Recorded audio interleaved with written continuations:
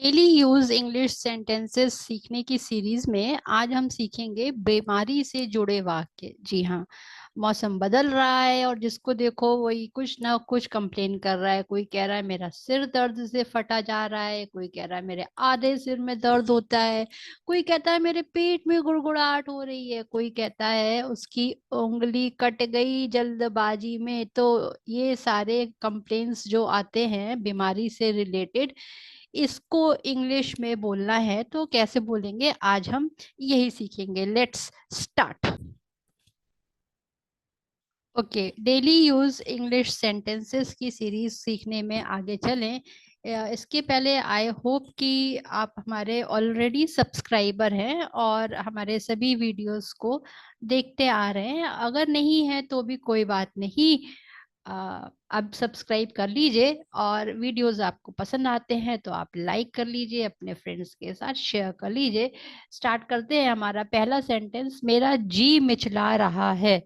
तो इसको इंग्लिश में कहेंगे, I feel nauseous, I feel like vomiting, I feel like throwing up. इसमें से ये तीन जो सेंटेंसेस है, I feel nauseous, I feel like vomiting, I feel like throwing up, आप कोई भी एक सेंटेंस यूज कर सकते हैं। ये तीनों ही वेल एक्सेप्टेड है। आप लर्न कर लीजिए, प्रैक्टिस कर लीजिए और जिस टाइम पर जो आपको बोलने का मन करे आप यूज कर सकते हैं। नेक्स्ट इज, मेरे दांत में दर्द है। Right, I have a tooth एक। एक मीन्स होता है दर्द, पेन। तो अब टूथ, दांत में दर्द है तो टूथ एक, या हम कह सकते हैं माई टूथ इज एकिंग।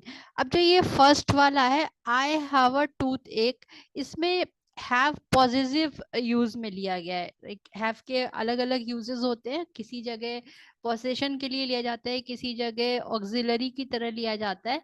तो यहाँ पे पोजेशन के लिए, मतलब दर्द है मेरे पास, आई पॉजेस द पेन। हालांकि ये लिटरल लेंगे तो इतना अच्छा नहीं है, but to understand the grammar it is like this.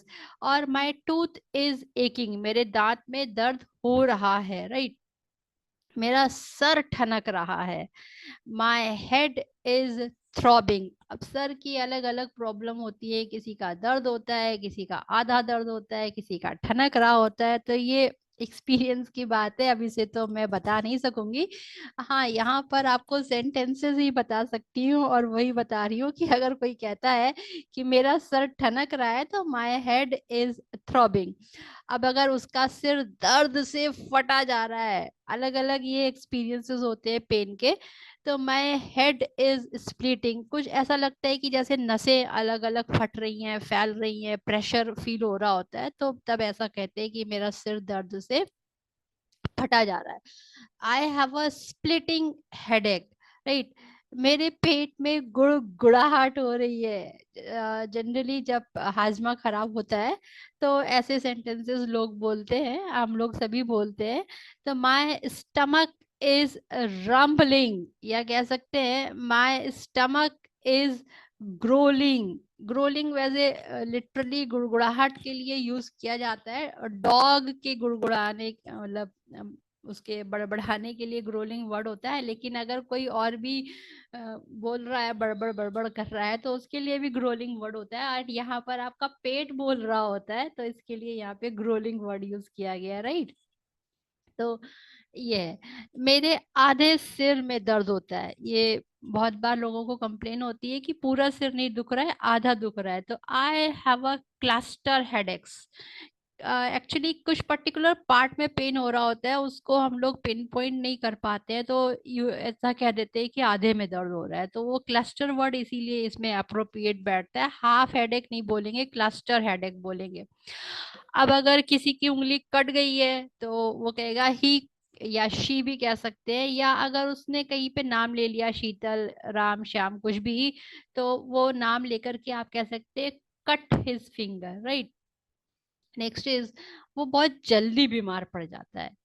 कुछ लोग होते हैं ना, उनका इम्यूनिटी अच्छा नहीं होता है तो जल्दी जल्दी बीमार पड़ जाते हैं। तो ही गेट्स सिक इजीली। मेरे पूरे शरीर में दर्द है, my entire body ache. Right, तो पूरा शरीर, क्या तुमने डॉक्टर को दिखाया? Did you see a doctor, इसमें did you consult a doctor भी कह सकते हैं, राइट, दोनों करेक्ट हैं। तुम बहुत कमजोर हो गई हो, you have become very weak, right. मेरी गर्दन जकड़ी हुई है, माई नेक इज स्टिफ। बहुत बार ऐसा होता है कि कुछ काम कर रहे होते हैं और बहुत देर तक या रात में गलत पोस्चर में सो गए होते हैं, तो सुबह पता चलता है गर्दन जकड़ गई है, राइट। या कभी कभी आसन करते हुए में भी, वर्कआउट करते हुए में कहीं जिम में या वैसे आप योगा कर रहे हैं तो आसन कर रहे हैं तो ऐसा होता है, तो मेरी गर्दन जकड़ी हुई है, माई नेक इज स्टिफ। मेरी आंखें सूजी हुई हैं, माई आईज आर स्वोलन। बहुत सारे रीजंस होते हैं, अभी हम उसको नहीं देखेंगे यहाँ पे, लेकिन इसको अगर इंग्लिश में कहना है तो माई आईज आर स्वोलन। मेरी नाक से खून आ रहा है, my nose is bleeding, right. मुझे धुंधला धुंधला दिखता है, आई हैव ब्लर्ड विजन। ये ब्लर वर्ड तो आजकल सभी को आता है, फॉर आप इमेज बनाते हैं, वीडियो बनाते हैं, कुछ करते हैं तो उसमें ब्लर हो रहा है। तो वही चीज ब्लर का मतलब है कि धुंधला धुंधला दिख रहा है, क्लियर विजन नहीं है, तो I have blurred vision, right. मेरी तबीयत ठीक नहीं है। अब बीमारी से जुड़ी बात है तो सबसे पहले आदमी ये कहता है अरे मेरी तबीयत ठीक नहीं है, I am not feeling well. क्या हुआ भाई, मुझे आज सर्दी लग गई है, I have a cold today, right. मेरे कंधे अकड़े हुए हैं, अगेन फ्रोजन शोल्डर हो या आसन योगा प्रैक्टिस करते हुए, जिम में वर्कआउट करते हुए, या कभी कुछ ऐसा होता है सो गए अच्छी तरह नहीं, करेक्ट पोस्चर में नहीं सोए। कभी कभी ऐसा होता है बैठे हुए सो जाते हैं तो कंधे अकड़ जाते हैं, तो कंधे अकड़ गए हैं तो माई शोल्डर्स आर स्टिफ। मुझे दवाई लेनी है, I have to take medicine, right. मेरा दांत हिल रहा है, I have a loose tooth, right. तुम्हारे सिर में जुएं पड़ गई हैं, you have got head lice. मैं अपना नाक साफ करती हूँ, आई ब्लो माई नोज। अब यहाँ पे ब्लो वर्ड, नोज के लिए ब्लो वर्ड ही आता है, वैसे तो ब्लो का अलग मीनिंग होता है, लिटरली लेंगे तो गड़बड़ हो जाएगी। ऐसा है सिस्टम कि नोज के लिए ब्लो वर्ड ही यूज करते हैं। मुझे जुकाम है, I have a cold. So this was all about today's sentences for बीमारी से related sentences. That's it for today's class. मिलते हैं next class में. Thank you. Bye bye. Keep watching.